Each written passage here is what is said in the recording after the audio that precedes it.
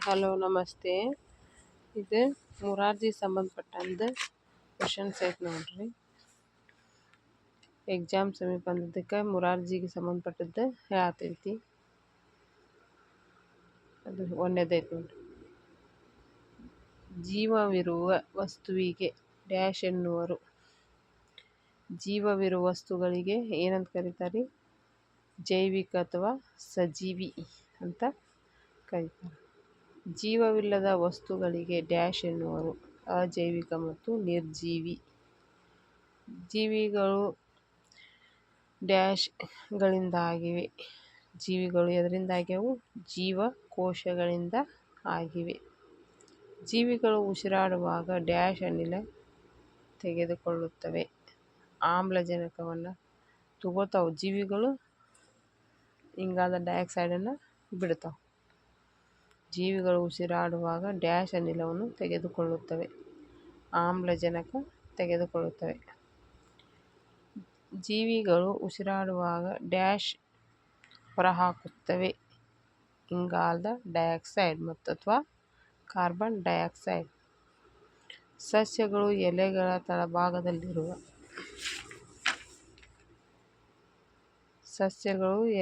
ತಳಭಾಗದಲ್ಲಿರುವ dash ಮೂಲಕ ಉಸಿರಾಡುತ್ತವೆ.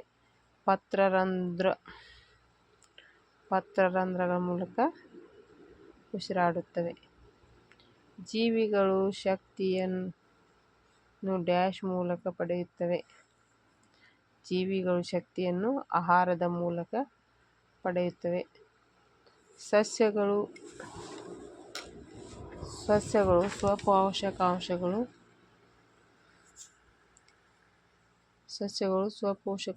ಪ್ರಾಣಿಗಳು ಪರಪೋಷಕಾಂಶಗಳು. ಸಸ್ಯಗಳು ತಮ್ಮ ಆಹಾರನ ತಾವು ತಯಾರಿಸಿ, ಪ್ರಾಣಿಗಳು ಪರರನ್ನು ಅವಲಂಬಿಸಿರ್ತವೆ. ಸಸ್ಯಗಳ ಆಹಾರ ತಯಾರಿಕೆಗೆ ಏನೆಂದು ಬೇಕು? ಸೂರ್ಯನ ಬೆಳಕು, ನೀರು, ಕಾರ್ಬನ್ ಡೈಆಕ್ಸೈಡ್, ಪತ್ರಹರಿತ್ತು.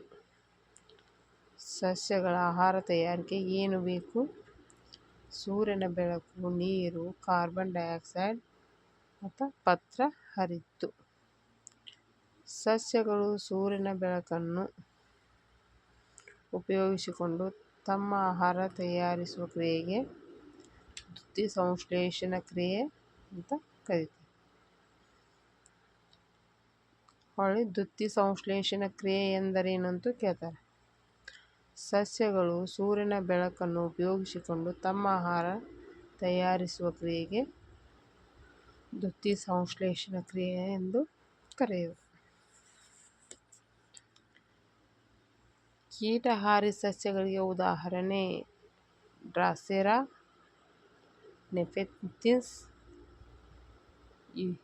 ಯುಟ್ರಿಕ್ಯುಲೇರಿಯಾ ಅಂತ ಕರೀತಾರೆ. ಸಸ್ಯ ಮತ್ತು ಅದರ ಉತ್ಪನ್ನಗಳನ್ನು ಮಾತ್ರ ಆಹಾರವಾಗಿ ಸೇವಿಸುವ ಪ್ರಾಣಿಗಳು ಸಸ್ಯಾಹಾರಿಗಳು. ಸಸ್ಯ ಮತ್ತು ಅದರ ಉತ್ಪನ್ನಗಳನ್ನು ಮಾತ್ರ ಆಹಾರವಾಗಿ ಸೇವಿಸುವ ಪ್ರಾಣಿಗಳು ಸಸ್ಯಾಹಾರಿಗಳು. ಹಸು, ಮೊಲ, ಆಡು, ಎಮ್ಮೆ, ಕುದುರೆ. ಆಹಾರಕ್ಕಾಗಿ ಇತರೆ ಪ್ರಾಣಿಗಳನ್ನು ಸೇವಿಸುವ ಪ್ರಾಣಿಗಳು ಮಾಂಸಾಹಾರಿಗಳು.